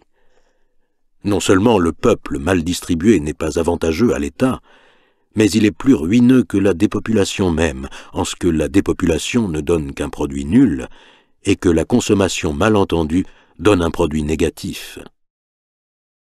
Quand j'entends un Français et un Anglais tout fiers de la grandeur de leur capitale disputer entre eux lequel de Paris ou de Londres contient le plus d'habitants, c'est pour moi comme s'ils disputaient ensemble lequel des deux peuples a l'honneur d'être le plus mal gouverné. Étudiez un peuple hors de ses villes, ce n'est qu'ainsi que vous le connaîtrez. Ce n'est rien de voir la forme apparente d'un gouvernement fardé par l'appareil de l'administration et par le jargon des administrateurs, si l'on en étudie aussi la nature par les effets qu'il produit sur le peuple et dans tous les degrés de l'administration. La différence de la forme au fond se trouvant partagée entre tous ces degrés, ce n'est qu'en les embrassant tous qu'on connaît cette différence. Dans tel pays, c'est par les manœuvres des subdélégués qu'on commence à sentir l'esprit du ministère. Dans tel autre, il faut voir et lire les membres du Parlement pour juger s'il est vrai que la nation soit libre. Dans quelque pays que ce soit, il est impossible que qui n'a vu que les villes connaisse le gouvernement, attendu que l'esprit n'en est jamais le même pour la ville et pour la campagne. Or, c'est la campagne qui fait le pays, et c'est le peuple de la campagne qui fait la nation. Cette étude des divers peuples dans leurs provinces reculées et dans la simplicité de leur génie originel donne une observation générale bien favorable à mon épigraphe et bien consolante pour le cœur humain. C'est que toutes les nations ainsi observées paraissent en valoir beaucoup mieux. Plus elles se rapprochent de la nature, plus la bonté domine dans leur caractère. Ce n'est qu'en se renfermant dans les villes, ce n'est qu'en s'altérant à force de culture qu'elles se dépravent et qu'elles changent en vices agréables et pernicieux, quelques défauts plus grossiers que malfaisants. De cette observation résulte un nouvel avantage dans la manière de voyager que je propose, en ce que les jeunes gens, séjournant peu dans les grandes villes où règne une horrible corruption, sont moins exposés à la contracter, et conservent parmi des hommes plus simples et dans des sociétés moins nombreuses un jugement plus sûr, un goût plus sain, des mœurs plus honnêtes. Mais au reste, cette contagion n'est guère à craindre pour mon Émile, il a tout ce qu'il faut pour s'en garantir. Parmi toutes les précautions que j'ai prises pour cela, je compte pour beaucoup l'attachement qu'il a dans le cœur. On ne sait plus ce que peut le véritable amour sur les inclinations des jeunes gens, parce que, ne le connaissant pas mieux qu'eux, ceux qui les gouvernent les en détournent.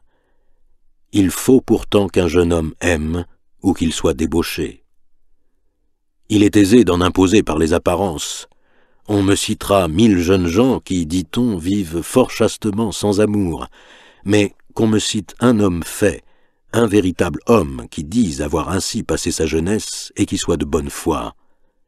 Dans toutes les vertus, dans tous les devoirs, on ne cherche que l'apparence. Moi, je cherche la réalité, et je suis trompé s'il y a pour y parvenir d'autres moyens que ceux que je donne. L'idée de rendre Émile amoureux avant de le faire voyager n'est pas de mon invention. Voici le trait qui me l'a suggéré. J'étais à Venise, en visite chez le gouverneur d'un jeune Anglais. C'était en hiver, nous étions autour du feu. Le gouverneur reçoit ses lettres de la poste. Il les lit, et puis en relit une tout haut à son élève. Elle était en anglais, je n'y compris rien, mais durant la lecture, je vis le jeune homme déchirer de très belles manchettes de poing qu'il portait et les jeter au feu l'une après l'autre, le plus doucement qu'il put, afin qu'on ne s'en aperçût pas. Surpris de ce caprice, je le regarde au visage et je crois y voir de l'émotion, mais les signes extérieurs des passions, quoique assez semblables chez tous les hommes, ont des différences nationales sur lesquelles il est facile de se tromper. Les peuples ont divers langages sur le visage, aussi bien que dans la bouche.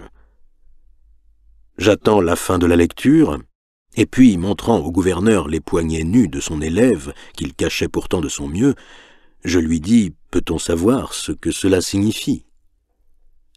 Le gouverneur, voyant ce qui s'était passé, se mit à rire, embrassa son élève d'un air de satisfaction, et, après avoir obtenu son consentement, il me donna l'explication que je souhaitais. « Les manchettes, me dit-il, que M. John vient de déchirer, sont un présent qu'une dame de cette ville lui a fait il n'y a pas longtemps. Or, vous saurez que M. John est promis dans son pays à une jeune demoiselle, pour laquelle il a beaucoup d'amour et qui en mérite encore davantage. Cette lettre est de la mère de sa maîtresse, et je vais vous en traduire l'endroit qui a causé le dégât dont vous avez été le témoin. Lucy ne quitte point les manchettes de Lord John. Miss Betty Oldham vint hier passer l'après-midi avec elle et voulut à toute force travailler à son ouvrage. Sachant que Lucy s'était levée aujourd'hui plus tôt qu'à l'ordinaire, j'ai voulu voir ce qu'elle faisait, et je l'ai trouvée occupée à défaire tout ce qu'avait fait hier Miss Betty. Elle ne veut pas qu'il y ait dans son présent un seul point d'une autre main que la sienne. Monsieur John sortit un moment après pour prendre d'autres manchettes, et je dis à son gouverneur, « Vous avez un élève d'un excellent naturel, mais parlez-moi vrai, la lettre de la mère de Miss Lucy n'est-elle point arrangée? N'est-ce point un expédient de votre façon contre la dame aux manchettes? Non, me dit-il, la chose est réelle. Je n'ai pas mis tant d'art à mes soins, j'y ai mis de la simplicité, du zèle, et Dieu a béni mon travail. » Le trait de ce jeune homme n'est point sorti de ma mémoire. Il n'était pas propre à ne rien produire dans la tête d'un rêveur comme moi. Il est temps de finir. Ramenons Lord John à Miss Lucy, c'est-à-dire Émile à Sophie. Il lui rapporte, avec un cœur non moins tendre qu'avant son départ, un esprit plus éclairé. Et il rapporte dans son pays l'avantage d'avoir connu les gouvernements par tous leurs vices et les peuples par toutes leurs vertus. J'ai même pris soin qu'il se liât dans chaque nation avec quelque homme de mérite par un traité d'hospitalité à la manière des anciens, et je ne serais pas fâché qu'il cultive ses connaissances par un commerce de lettres. Outre qu'il peut être utile et qu'il est toujours agréable d'avoir des correspondances dans les pays éloignés, c'est une excellente précaution contre l'empire des préjugés nationaux qui, nous attaquant toute la vie, ont tôt ou tard quelque prise sur nous. Rien n'est plus propre à leur ôter cette prise que le commerce désintéressé de gens sensés qu'on estime, lesquels, n'ayant point ces préjugés et les combattant par les leurs, nous donnent les moyens d'opposer sans cesse les uns aux autres, et de nous garantir ainsi de tous. Ce n'est point la même chose de commercer avec les étrangers chez nous ou chez eux. Dans le premier cas, ils ont toujours, pour le pays où ils vivent, un ménagement qui leur fait déguiser ce qu'ils en pensent, ou qui leur en fait penser favorablement, tandis qu'ils y sont. De retour chez eux, ils en rabattent et ne sont que justes. Je serais bien aise que l'étranger que je consulte eût vu mon pays, mais je ne lui en demanderai son avis que dans le sien. Après avoir presque employé 2 ans à parcourir quelques-uns des grands États de l'Europe et beaucoup plus des petits, après en avoir appris les 2 ou 3 principales langues, après y avoir vu ce qu'il y a de vraiment curieux, soit en histoire naturelle, soit en gouvernement, soit en art, soit en homme, Émile, dévoré d'impatience, m'avertit que notre terme approche. Alors je lui dis « Eh bien, mon ami, vous vous souvenez du principal objet de nos voyages. Vous avez vu, vous avez observé, Quel est enfin le résultat de vos observations? À quoi vous fixez-vous? Ou je me suis trompé dans ma méthode, ou il doit me répondre à peu près ainsi. À quoi je me fixe? À rester tel que vous m'avez fait être, et à n'ajouter volontairement aucune autre chaîne à celle dont me charge la nature et les lois.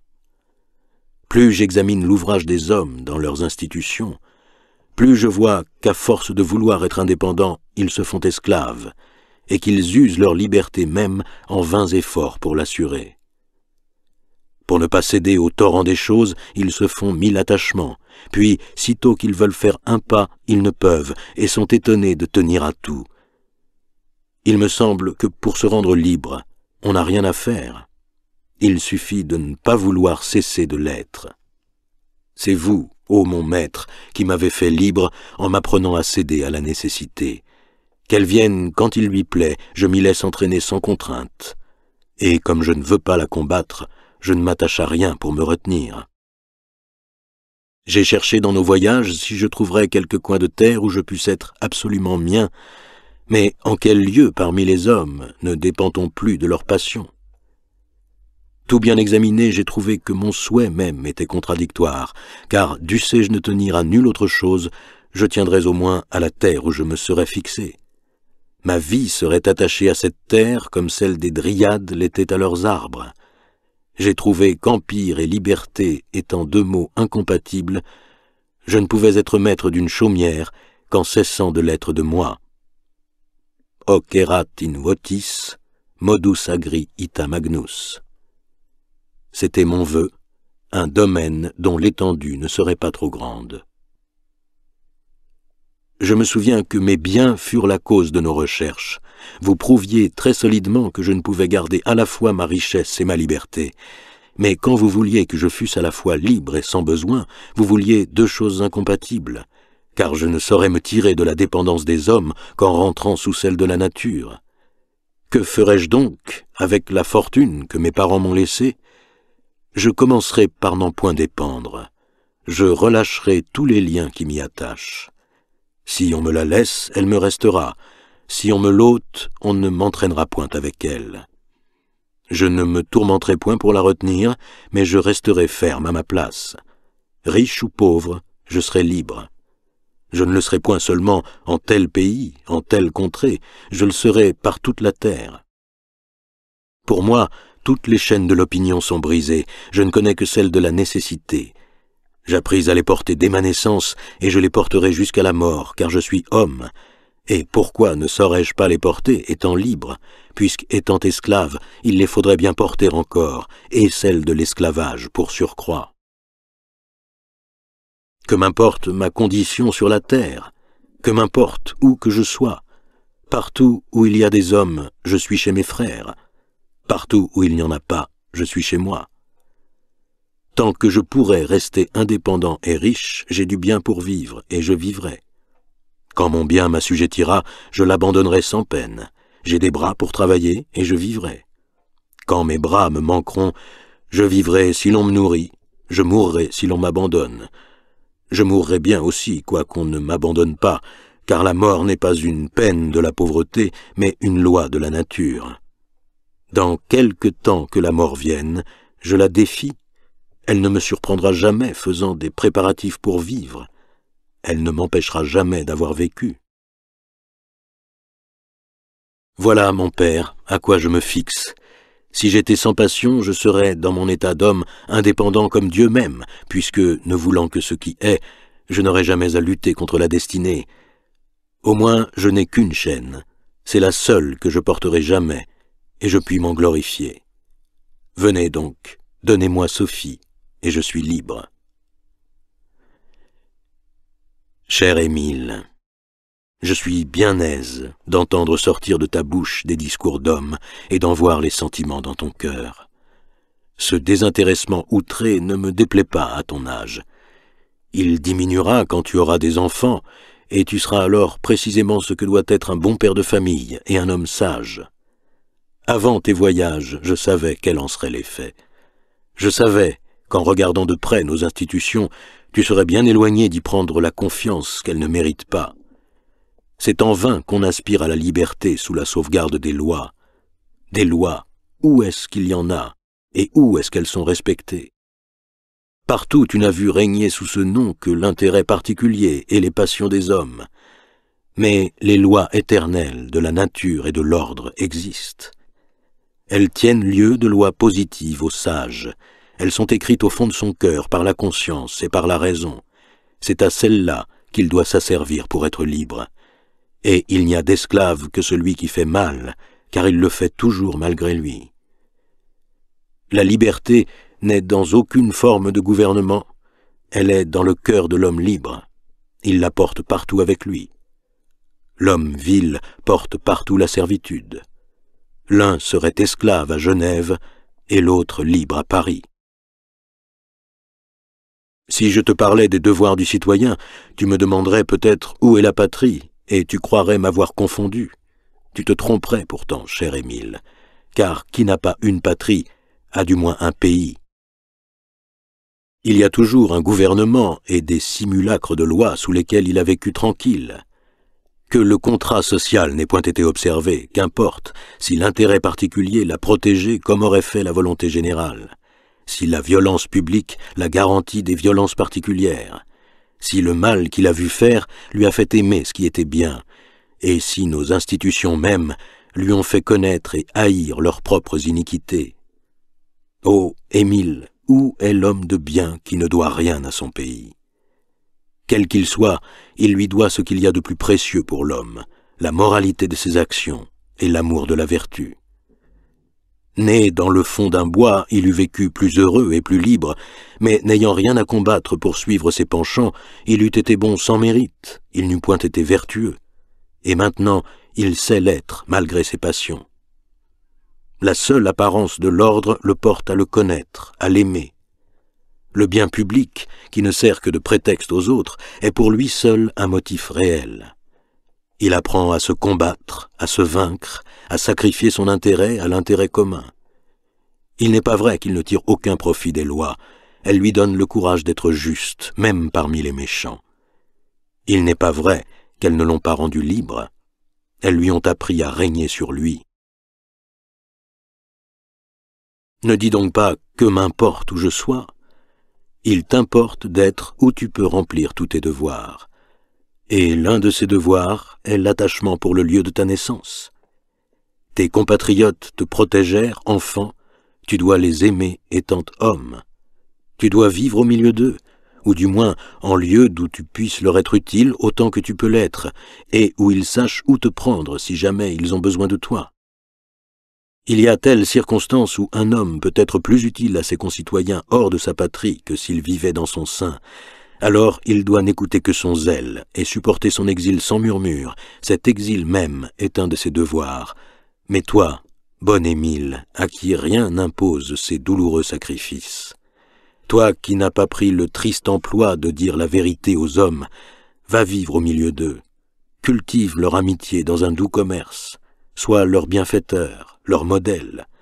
Ton exemple leur servira plus que tous nos livres, et le bien qu'ils te verront faire les touchera plus que tous nos vains discours. Je ne t'exhorte pas pour cela d'aller vivre dans les grandes villes, au contraire. Un des exemples que les bons doivent donner aux autres est celui de la vie patriarcale et champêtre, la première vie de l'homme, la plus paisible, la plus naturelle et la plus douce à qui n'a pas le cœur corrompu. Heureux, mon jeune ami, le pays où l'on n'a pas besoin d'aller chercher la paix dans un désert. Mais où est ce pays? Un homme bienfaisant satisfait mal son penchant au milieu des villes, où il ne trouve presque à exercer son zèle que pour des intrigants ou pour des fripons. L'accueil qu'on y fait aux fainéants qui viennent y chercher fortune ne fait qu'achever de dévaster le pays, qu'au contraire il faudrait repeupler aux dépens des villes. Tous les hommes qui se retirent de la grande société sont utiles précisément parce qu'ils s'en retirent, puisque tous ces vices lui viennent d'être trop nombreuses. Ils sont encore utiles lorsqu'ils peuvent ramener dans les lieux déserts de la vie, de la culture et l'amour de leur premier état. Je m'attendris en songeant combien de leur simple retraite, Émile et Sophie peuvent répandre de bienfaits autour d'eux. combien ils peuvent vivifier la campagne et ranimer le zèle éteint de l'infortuné villageois. Je crois voir le peuple se multiplier, les champs se fertiliser, la terre prendre une nouvelle parure, la multitude et l'abondance transformer les travaux en fêtes, les cris de joie et les bénédictions s'élever du milieu des jeux rustiques autour du couple aimable qui les a ranimés. On traite l'âge d'or de chimère, et c'en sera toujours une pour quiconque a le cœur et le goût gâtés. Il n'est pas même vrai qu'on le regrette, puisque ces regrets sont toujours vains. Que faudrait-il donc pour le faire renaître? Une seule chose, mais impossible, ce serait de l'aimer. Il semble déjà renaître autour de l'habitation de Sophie. Vous ne ferez qu'achever ensemble ce que ses dignes parents ont commencé. Mais, cher Émile, qu'une vie si douce ne te dégoûte pas des devoirs pénibles si jamais ils te sont imposés. Souviens-toi que les Romains passaient de la charrue au consulat. Si le prince ou l'État t'appelle au service de la patrie, quitte tout pour aller remplir dans le poste qu'on t'assigne l'honorable fonction de citoyen. Si cette fonction t'est onéreuse, il est un moyen honnête et sûr de t'en affranchir, c'est de la remplir avec assez d'intégrité pour qu'elle ne te soit pas longtemps laissée. Au reste, crains peu l'embarras d'une pareille charge. Tant qu'il y aura des hommes de ce siècle, ce n'est pas toi qu'on viendra chercher pour servir l'État. Que ne m'est-il permis de peindre le retour d'Émile auprès de Sophie et la fin de leurs amours, ou plutôt le commencement de l'amour conjugal qui les unit. Amour fondé sur l'estime qui dure autant que la vie, sur les vertus qui ne s'effacent point avec la beauté, sur les convenances des caractères qui rendent le commerce aimable et prolongent dans la vieillesse le charme de la première union. Mais tous ces détails pourraient plaire sans être utiles, et jusqu'ici je ne me suis permis de détails agréables que ceux dont j'ai cru voir l'utilité. Quitterai-je cette règle à la fin de ma tâche? Non. Je sens aussi bien que ma plume est lassée. Trop faible pour des travaux de si longue haleine, j'abandonnerais celui-ci s'il était moins avancé. Pour ne pas le laisser imparfait, il est temps que j'achève. Enfin, je vois naître le plus charmant des jours d'Émile et le plus heureux des miens. Je vois couronner mes soins et je commence d'en goûter le fruit. Le digne couple s'unit d'une chaîne indissoluble. Leur bouche prononce et leur cœur confirme des serments qui ne seront point vains. Ils sont époux. En revenant du temple, ils se laissent conduire. Ils ne savent où ils sont, où ils vont, ce qu'on fait autour d'eux. Ils n'entendent point, ils ne répondent que des mots confus, leurs yeux troublés ne voient plus rien. Ô délire, ô faiblesse humaine! Le sentiment du bonheur écrase l'homme, il n'est pas assez fort pour le supporter. Il y a bien peu de gens qui sachent, un jour de mariage, prendre un ton convenable avec les nouveaux époux. La morne décence des uns et le propos léger des autres me semblent également déplacés. J'aimerais mieux qu'on laissât ces jeunes cœurs se replier sur eux-mêmes et se livrer à une agitation qui n'est pas sans charme, que de les en distraire si cruellement pour les attrister par une fausse bienséance ou pour les embarrasser par de mauvaises plaisanteries qui, dussent-elles leur plaire en tout autre temps, leur sont très sûrement importunes un pareil jour. Je vois mes deux jeunes gens, dans la douce langueur qui les trouble, n'écouter aucun des discours qu'on leur tient. Moi, qui veux qu'on jouisse de tous les jours de la vie, leur en laisserais-je perdre un si précieux? Non, je veux qu'ils le goûtent, qu'ils le savourent, qu'il ait pour eux ses voluptés. Je les arrache à la foule indiscrète qui les accable, et, les menant promener à l'écart, je les rappelle à eux-mêmes en leur parlant d'eux. Ce n'est pas seulement à leurs oreilles que je veux parler, c'est à leur cœur, et je n'ignore pas quel est le sujet unique dont ils peuvent s'occuper ce jour-là. Mes enfants, leur dis-je en les prenant tous deux par la main, il y a 3 ans que j'ai vu naître cette flamme vive et pure qui fait votre bonheur aujourd'hui. Elle n'a fait qu'augmenter sans cesse. Je vois dans vos yeux qu'elle est à son dernier degré de véhémence. Elle ne peut plus que s'affaiblir. Lecteur, ne voyez-vous pas les transports, les emportements, les serments d'Émile, l'air dédaigneux dont Sophie dégage sa main de la mienne, et les tendres protestations que leurs yeux se font mutuellement de s'adorer jusqu'au dernier soupir. Je les laisse faire, et puis je reprends. J'ai souvent pensé que si l'on pouvait prolonger le bonheur de l'amour dans le mariage, on aurait le paradis sur la terre. Cela ne s'est jamais vu jusqu'ici. Mais si la chose n'est pas tout à fait impossible, vous êtes bien dignes, l'un et l'autre, de donner un exemple que vous n'aurez reçu de personne et que peu d'époux sauront imiter. Voulez-vous, mes enfants, que je vous dise un moyen que j'imagine pour cela et que je crois être le seul possible? Il se regarde en souriant et se moque de ma simplicité. Émile me remercie nettement de ma recette en me disant qu'il croit que Sophie en a une meilleure et que quant à lui, celle-là lui suffit. Sophie approuve et paraît tout aussi confiante. Cependant, à travers son air de raillerie, je crois démêler un peu de curiosité. J'examine Émile. Ses yeux ardents dévorent les charmes de son épouse. C'est la seule chose dont il soit curieux, et tous mes propos ne l'embarrassent guère. Je souris à mon tour en disant en moi-même « Je saurai bientôt te rendre attentif ». La différence, presque imperceptible de ces mouvements secrets, en marque une bien caractéristique dans les deux sexes et bien contraire aux préjugés reçus. C'est que, généralement, les hommes sont moins constants que les femmes et se rebutent plutôt qu'elles de l'amour heureux. La femme pressent de loin l'inconstance de l'homme et s'en inquiète. C'est ce qui la rend aussi plus jalouse.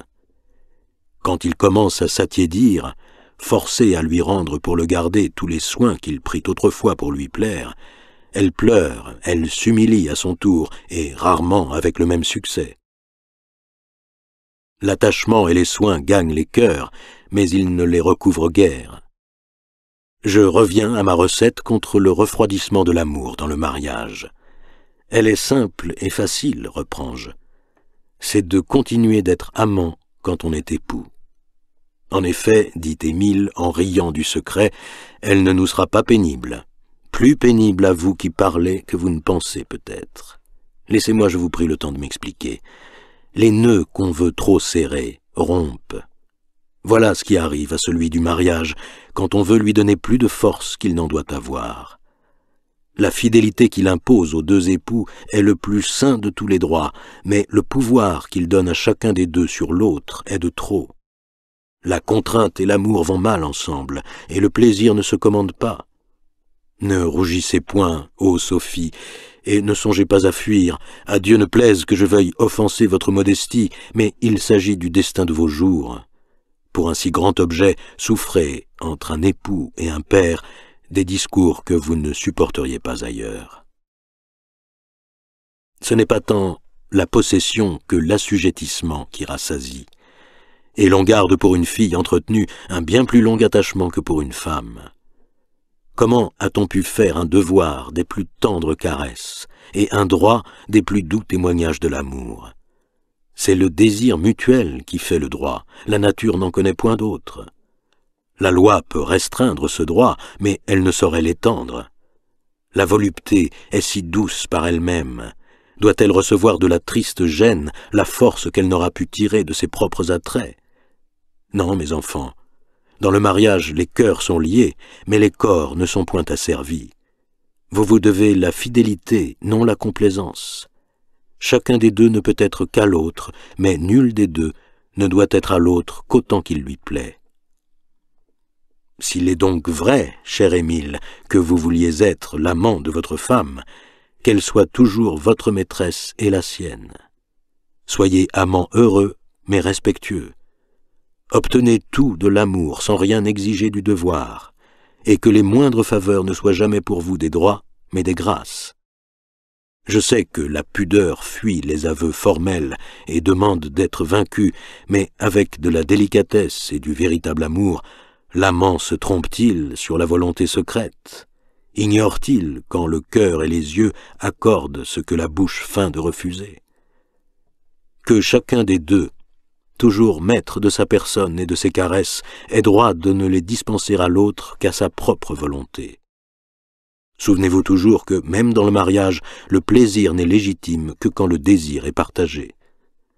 Ne craignez pas, mes enfants, que cette loi vous tienne éloignés. Au contraire, elle vous rendra tous deux plus attentifs à vous plaire et préviendra la satiété. Bornés uniquement l'un à l'autre, la nature et l'amour vous rapprocheront assez. » À ces propos et d'autres semblables, Émile se fâche, se récrie. Sophie, honteuse, tient son éventail sur ses yeux et ne dit rien. Le plus mécontent des deux, peut-être, n'est pas celui qui se plaint le plus. J'insiste impitoyablement. Je fais rougir Émile de son peu de délicatesse. Je me rends caution pour Sophie qu'elle accepte pour sa part le traité. Je la provoque à parler, on se doute bien qu'elle n'ose me démentir. Émile, inquiet, consulte les yeux de sa jeune épouse. Il les voit, à travers leur embarras, pleins d'un trouble voluptueux qui le rassure contre le risque de la confiance. Il se jette à ses pieds, baise avec transport la main qu'elle lui tend et jure que, hors la fidélité promise, il renonce à tout autre droit sur elle. « Sois, lui dit-il, chère épouse, l'arbitre de mes plaisirs, comme tu l'es de mes jours et de ma destinée. Dût ta cruauté me coûter la vie, je te rends mes droits les plus chers. Je ne veux rien devoir à ta complaisance, je veux tout tenir de ton cœur. » Bon Émile, rassure-toi, Sophie est trop généreuse elle-même pour te laisser mourir victime de ta générosité. Le soir, prêt à les quitter, je leur dis du ton le plus grave qu'il m'est possible, « Souvenez-vous tous deux que vous êtes libres, et qu'il n'est pas ici question des devoirs d'époux. Croyez-moi, point de fausse déférence. Émile, veux-tu venir ? Sophie le permet. Émile, en fureur, voudra me battre. Et vous, Sophie, qu'en dites-vous? Faut-il que je l'emmène? La menteuse, en rougissant, dira que oui. Charmant et doux mensonge qui vaut mieux que la vérité. Le lendemain, l'image de la félicité ne flatte plus les hommes. La corruption du vice n'a pas moins dépravé leur goût que leur cœur. Ils ne savent plus sentir ce qui est touchant, ni voir ce qui est aimable. Vous qui, pour peindre la volupté, n'imaginez jamais que d'heureux amants nageant dans le sein des délices, que vos tableaux sont encore imparfaits. Vous n'en avez que la moitié la plus grossière. Les plus doux attraits de la volupté n'y sont point. Oh, qui de vous n'a jamais vu deux jeunes époux, unis sous d'heureux auspices, sortant du lit nuptial, et portant à la fois dans leurs regards languissants et chastes l'ivresse des doux plaisirs qu'ils viennent de goûter, l'aimable sécurité de l'innocence et la certitude, alors si charmante, de couler ensemble le reste de leurs jours. Voilà l'objet le plus ravissant qui puisse être offert au cœur de l'homme. Voilà le vrai tableau de la volupté. Vous l'avez vu 100 fois sans le reconnaître. Vos cœurs endurcis ne sont plus faits pour l'aimer. Sophie, heureuse et paisible, passe le jour dans les bras de sa tendre mère. C'est un repos bien doux à prendre, après avoir passé la nuit dans ceux d'un époux. Le surlendemain, j'aperçois déjà quelques changements de scène. Émile veut paraître un peu mécontent, mais à travers cette affectation, je remarque un empressement si tendre et même tant de soumission que je n'en augure rien de bien fâcheux. Pour Sophie, elle est plus gaie que la veille. Je vois briller dans ses yeux un air satisfait. Elle est charmante avec Émile, elle lui fait presque des agaceries dont il n'est plus dépité. Ces changements sont peu sensibles, mais ils ne m'échappent pas. Je m'en inquiète, j'interroge Émile en particulier. J'apprends qu'à son grand regret, et malgré toutes ses instances, il a fallu faire lit à part la nuit précédente. L'impérieuse s'est hâtée d'user de son droit. On a un éclaircissement, Émile se plaint amèrement, Sophie plaisante. Mais enfin, le voyant prête à se fâcher tout de bon, elle lui jette un regard plein de douceur et d'amour, et, me serrant la main, ne prononce que ce seul mot, mais d'un ton qui va chercher l'âme, l'ingrat. Émile est si bête qu'il n'entend rien à cela. Moi, je l'entends. J'écarte Émile, et je prends à son tour Sophie en particulier. Je vois, lui dis-je, la raison de ce caprice. On ne saurait avoir plus de délicatesse, ni l'employer plus mal à propos. Chère Sophie, rassurez-vous, c'est un homme que je vous ai donné, ne craignez pas de le prendre pour tel. Vous avez eu les prémices de sa jeunesse. Il ne l'a prodiguée à personne, il la conservera longtemps pour vous. Il faut, ma chère enfant, que je vous explique mes vues dans la conversation que nous eûmes tous trois avant-hier. Vous n'y avez peut-être aperçu qu'un art de ménager vos plaisirs pour les rendre durables. Oh, Sophie, elle eut un autre objet plus digne de mes soins. En devenant votre époux, Émile est devenu votre chef. C'est à vous d'obéir, ainsi l'a voulu la nature. Quand la femme ressemble à Sophie, il est pourtant bon que l'homme soit conduit par elle. C'est encore la loi de la nature. Et c'est pour vous rendre autant d'autorité sur son cœur que son sexe lui en donne sur votre personne que je vous ai fait l'arbitre de ses plaisirs. Il vous en coûtera des privations pénibles, mais vous régnerez sur lui si vous savez régner sur vous. Et ce qui s'est déjà passé me montre que cet art si difficile n'est pas au-dessus de votre courage. Vous régnerez longtemps par l'amour si vous rendez vos faveurs rares et précieuses, si vous savez les faire valoir. Voulez-vous voir votre mari sans cesse à vos pieds, tenez-le toujours à quelque distance de votre personne. Mais, dans votre sévérité, mettez de la modestie et non du caprice. Qu'il vous voie réservé et non pas fantasque. Gardez qu'en ménageant son amour, vous ne le fassiez douter du vôtre. Faites-vous chérir par vos faveurs et respecter par vos refus, qu'il honore la chasteté de sa femme sans avoir à se plaindre de sa froideur. C'est ainsi, mon enfant, qu'il vous donnera sa confiance, qu'il écoutera vos avis, qu'il vous consultera dans ses affaires et ne résoudra rien sans en délibérer avec vous.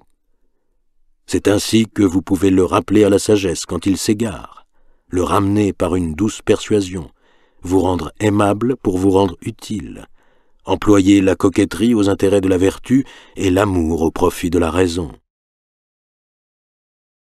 Ne croyez pas avec tout cela que cet art même puisse vous servir toujours.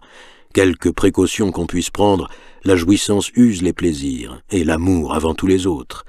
Mais quand l'amour a duré longtemps, une douce habitude en remplit le vide, et l'attrait de la confiance succède au transport de la passion. Les enfants forment entre ceux qui leur ont donné l'être une liaison non moins douce et souvent plus forte que l'amour même. Quand vous cesserez d'être la maîtresse d'Émile, vous serez sa femme et son amie, vous serez la mère de ses enfants. Alors, au lieu de votre première réserve, établissez entre vous la plus grande intimité. Plus de lit à part, plus de refus, plus de caprices. Devenez tellement sa moitié qu'il ne puisse plus se passer de vous, et que sitôt qu'il vous quitte, il se sente loin de lui-même. Vous qui fîtes si bien régner les charmes de la vie domestique dans la maison paternelle, faites-les régner ainsi dans la vôtre. Tout homme qui se plaît dans sa maison aime sa femme. Souvenez-vous que si votre époux vit heureux chez lui, vous serez une femme heureuse. Quant à présent, ne soyez pas si sévère à votre amant, il a mérité plus de complaisance. Il s'offenserait de vos alarmes.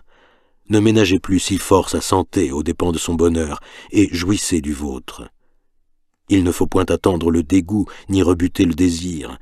Il ne faut point refuser pour refuser, mais pour faire valoir ce qu'on accorde.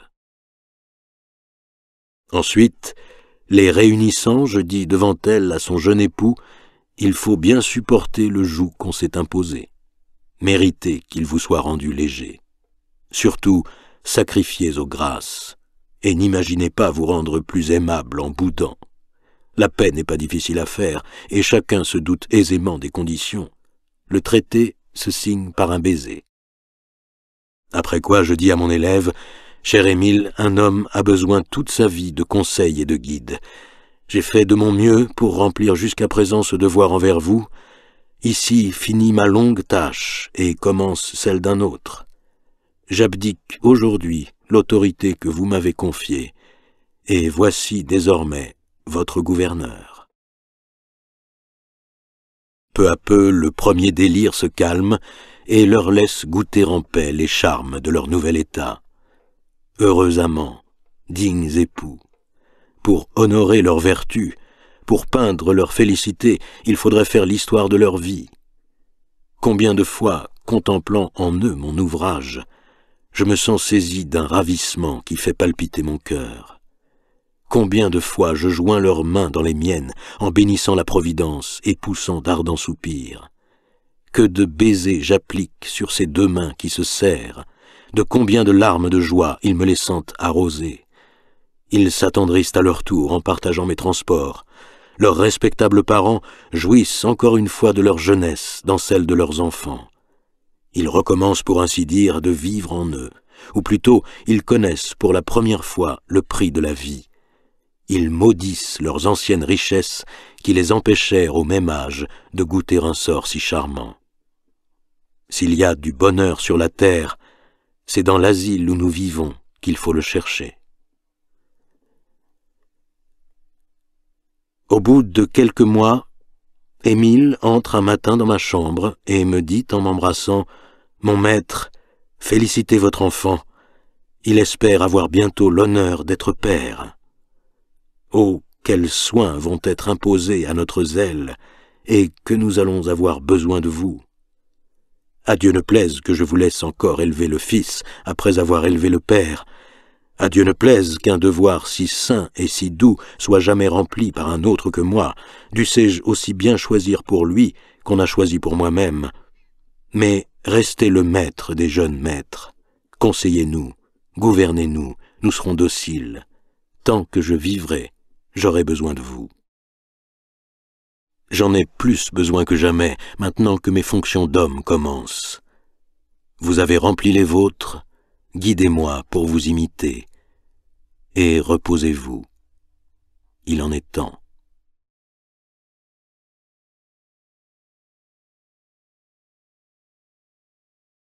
Fin de Émile ou de l'éducation de Jean-Jacques Rousseau.